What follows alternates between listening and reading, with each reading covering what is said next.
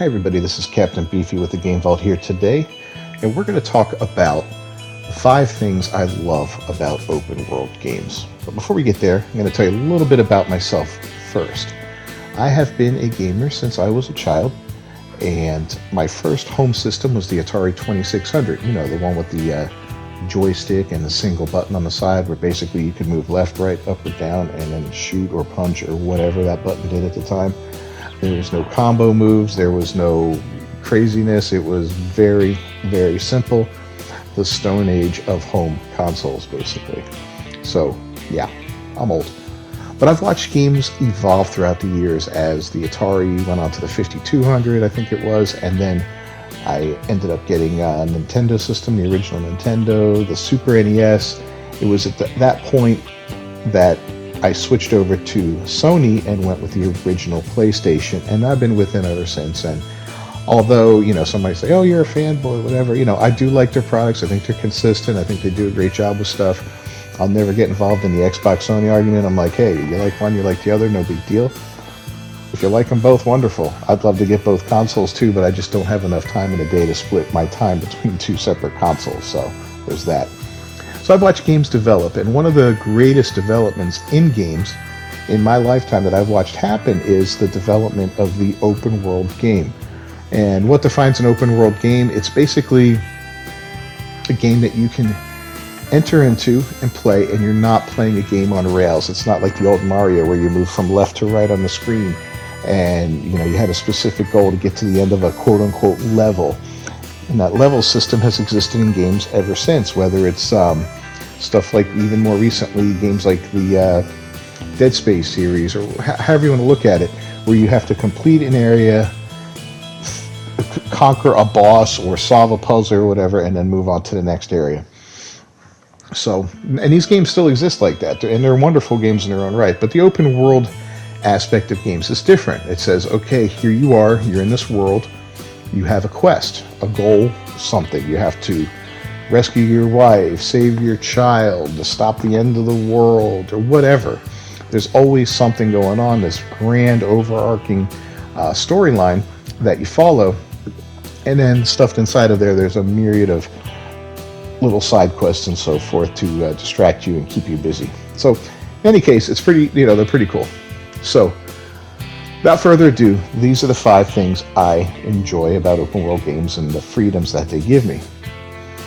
First and foremost on the list, I love the look of these worlds. It is absolutely breathtaking sometimes to load up a new game and, you know, you do your load screen comes, you've heard all the hype, you're ready to go, you get in, and then you get that first look at that world and what it's presenting to you.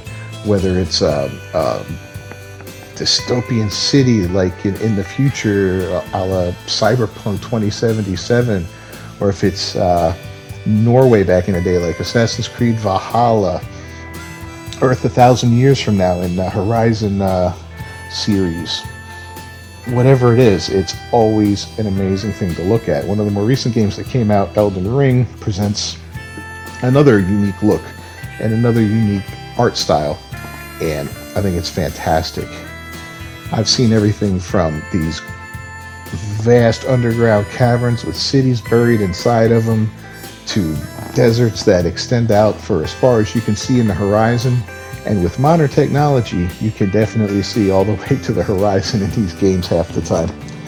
I've seen Earth taken back by nature, the Golden Gate Bridge in San Francisco collapsed and overgrown with vegetation in Horizon Forbidden West. I've seen England, you know, centuries ago in Assassin's Creed Valhalla, ancient Egypt and Origins, ancient Greece and Odyssey. It's just a blast. And if you get something like No Man's Sky, there's a quintillion planets out there, each one unique and ready to explore with unique landscapes and creatures and all sorts of stuff. So there's a certain awe to these games, and a lot of them, you know, a lot of times I'll load up a new game, I'll get to, you know, you get to that first area where you get a first good look at the world around you and you're like, wow. And you just kind of stop for a minute, you look around, it's like, if you've ever been somewhere beautiful in this world like the Grand Canyon or or Glacier National Park, or you've seen, Niagara Falls, and it just takes your breath away. These games are no different. They have the ability to do that, and it's fantastic, it's exciting, and it's a lot of fun. Another thing I greatly enjoy in open world games is character progression and customization. And I'm not talking about the look and all that. We'll get to that a little bit later. I'm talking about skill sets, skill trees, so forth and so on. So I look back, and this is kind of like, I feel like this is something like Dungeons and Dragons crossing over into the video game world, where it used to be you had a character and he had a specific set of abilities, he or she, and that was it. Mario could jump, Sonic could run fast, so forth and so on. You had specific weapons you could use in some cases, or armor, little move sets and all that, and that was it. If you look back at the simplicity of something like the original Contra game, where you had different types of guns and you just moved on rails from left to right on the screen, fighting creatures and eventually bosses, that's the way that went. But when you look at a tabletop game like a Dungeons and Dragons type game, where you can build these different classes of characters and have different abilities, spellcaster can learn spells, thieves can learn how to pick pockets, so forth and so on, that seemed like a natural thing to bring into games. And it's been in games for a while, and it's not just in open world games, but it particularly shines in open world games, I believe, because it gives you a lot of freedom for your character to let them do many different things and to customize them the way you want. Now, some games, you can go ahead and max out the skill tree, get every skill in the game. It might take you a while to get all the levels to do so, but the ability is there. Other games, you have to be very picky, and you have to choose wisely, because you have only a set amount of levels and you'll never be able to max everything out. So you have to decide, well, do I want to be focused on dealing out large amounts of damage and taking it like a tank type character? Do I want to be a range type character? Do I want to be a support character, someone that provides medical help for all the other guys? There's so many different choices to be made, and I think that's one of the greatest aspects of open world games, is customization of your character to play the way you want to play. Now, while we're on the subject of customizing a character, never in the history of video games have you had so many choices to customize a character. You've got different types of weapons, different weapons of each type. You've got a variety of armors, headgear, outfits.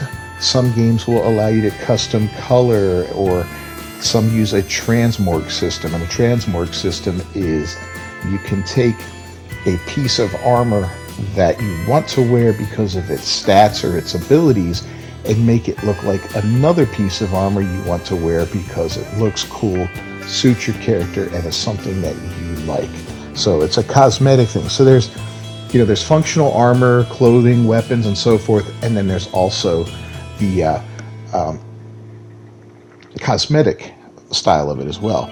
And a lot of games, especially online games, these massive games like your Fallout 76s, Fortnites, and all that, will allow you to put skins, they call them skins, on your character or his weapons and armor, which basically changes the look of it without giving it any extra ability. It's a harmless thing, and it's great in multiplayer games because you can really stand out and look the way you want to look and represent your character the way you want him to be represented. So those things are great. In other games, like in Assassin's Creed Valhalla, for instance, it has a transmorg system where you can wear a set of armor that you really like, but if you don't like the look of it, you can make it look like pieces from a different set. So you may really like I wear a set of armor, but I make it look like the Druid armor from Wrath of the Druids because I really like that armor, but that armor itself wasn't useful to me. My bow has a custom look to it, and I think one of my spears does as well. Because I think they're just cooler looking, and they all go together very nicely, and I can have that character look the way I want him to look without having to sacrifice his ability to fight or defend himself, and that's great. And this is basically a 2-for-1 section here, because then the variety of weapons you have is fantastic. Now, games will have anything from Cyberpunk with its cybernetic abilities, where you can deal damage using your brain, or take over computers and cameras and so forth, and hurt guys just using your cybernetic implants in your brains. You've got ranged weapons, everything from bows in games like Horizon, the Horizon series and the Tomb Raider series and so forth. You've got guns, which you'll see in Uncharted and Cyberpunk and everywhere else in games. And you got melee weapons, and some games rely a little more heavily on that, such as Dying Light 2, Stay Human, for instance, a game that has a multitude of custom-made weapons that are melee weapons, everything from baseball bats to hunks of table leg, all these other things, and they've just been customized by these survivors after the apocalypse to do battle against the infected zombies that are running around. And it's got a really cool aesthetic to it, a really neat look. The Horizon series, Horizon Forbidden West, is very focused on ranged combat with a multitude of bows, several different bow types, and a lot of games have several different bow types, but they'll use different ammunition, they do different types of damage. Some are meant for sniping from a distance, some are meant for quick shots up close and personal. It's got a spear, it's got a disc launcher that looks like something like you play Highlight with, all kinds of great weapons, and quite a variety there, and it's really interesting. Then you got a game like Cyberpunk with its different types of guns. That one's more focused. I mean, there's plenty of melee weapons in there, but there's also a lot of neat guns. And you've got several different types of guns. So there's a lot of choice available to you to play the way you want to play once again. And that's what's cool. You can look the way you want to look, dress the way you want to dress. You can have the abilities you want to have, and you can use the weapons you want to have. In the history of gaming, that is a great thing, because very often back in the day, I'll go back to Contra, for instance, you were stuck with your little starting gun, and then eventually you got the upgrade. You end up with that spreader, which everybody loved getting, a spreader, or the flamethrower. So as these games have developed in complexity, now you have full customization of your character, and that's a great thing. All right, and last but not least, the fifth thing on the list that I love about these games is the NPCs. What's an NPC? Well, for those of you who are not up on the vernacular, it's a non-playing character, but most of you knew that. These are the people you interact with on a daily basis in your game. Could be anything from somebody who gives you a quest to go ahead and do for them, and usually at the end of this quest there's a reward of some sort. It could be a bad guy, a villain that you speak with. Don't realize he's a villain until later on in the game when he turns on you. It could be a love interest. A lot of these games have entered love interests in the games, where now you can settle down and get married in Skyrim, or have relationships of various sorts in Cyberpunk, Assassin's Creed Valhalla, etc.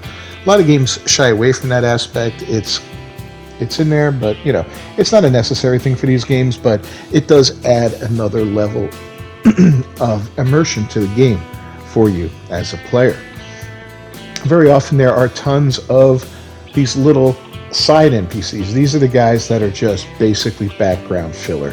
Think of them as extras in a movie. You see your stars on the screen, they're in a city, all those people walking by, those are the extras. Those are also NPCs in the game. Very often there's a lot of repetition in them, especially back in the day where you'd only have a certain amount of character models to see out there, so you'd see a lot of repetition in them. But in recent years it's gotten better and better as these characters have gotten more unique looks to them. It might be something simple like a change of color to the hair, a different type of facial hair, something along those lines, but maybe different colored shirt, but it's something, and it adds to the game greatly. And I think they're a lot of fun, especially if they're acted well. The voice acting in games has improved dramatically throughout the years. If you go back to the original, Resident Evil, for instance, and that whole Barry talking to Jill about, you almost became a Jill sandwich. My God, it was horrible. Nowadays, you've got some very good actors playing these roles. You got guys like Keanu Reeves, playing in Cyberpunk, for instance. You've got Carrie Ann Moss, while we're there, she's in the new Horizon game. You've got all kinds of actors that are legit, real actors, big names on the big screen, lending their voices to these games, and it just adds to the quality overall of the game. And it's a lot of fun, and I love having them in there, especially when you recognize the character. Sometimes, like in Cyberpunk, for instance, Johnny Silverhand is played by Keanu Reeves. Not only did they use his voice, but they also used his face, so it's him. They did give him the metal arm, but that goes without saying. So in any case, these are the 5 things I love most about open world games. I'd love to hear in the comments down below some of the things that you love about open world games, and what did I miss? Maybe we'll make a second list and up it to 10. As always, I'm Captain Beefy with the Game Vault, and I thank you for joining me today. And if you haven't done so already and you enjoyed this video, subscribe to the channel so you can get more lists like this and share your opinions with me. Also, please leave a like on the video and comment down below. Like I said, I'd love to hear from you. I'll see you next time.